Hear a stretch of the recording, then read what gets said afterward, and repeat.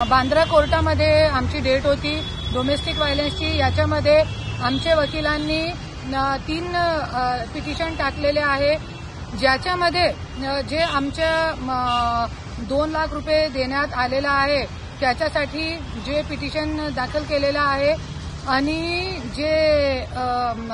आज ज्या दिवसापासून कोर्टाचा निकाल लागला आहे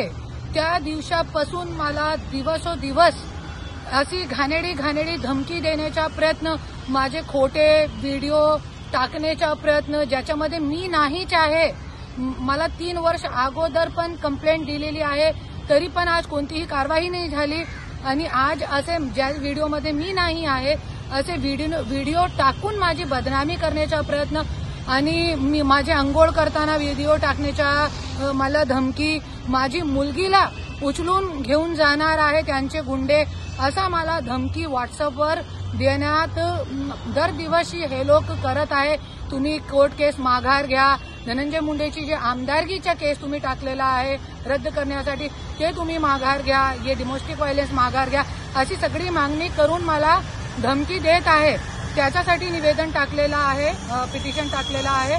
आणि धनंजय मुंडेची जे प्रॉपर्टी आहे जे मला न विचारतात, आज 500 कोटीचे ओरिजिनल पेपर माझ्याकडे आहेत आणि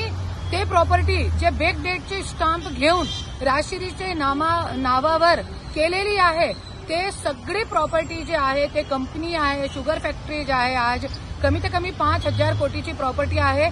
ज्याच्यावरती मी आज पिटिशन टाकलेला आहे कोर्टामध्ये की हे प्रॉपर्टी ज्यापर्यंत आमचा निकाल लागेल नाही तोपर्यंत हे प्रॉपर्टी कोणीही खरेदी विक्रू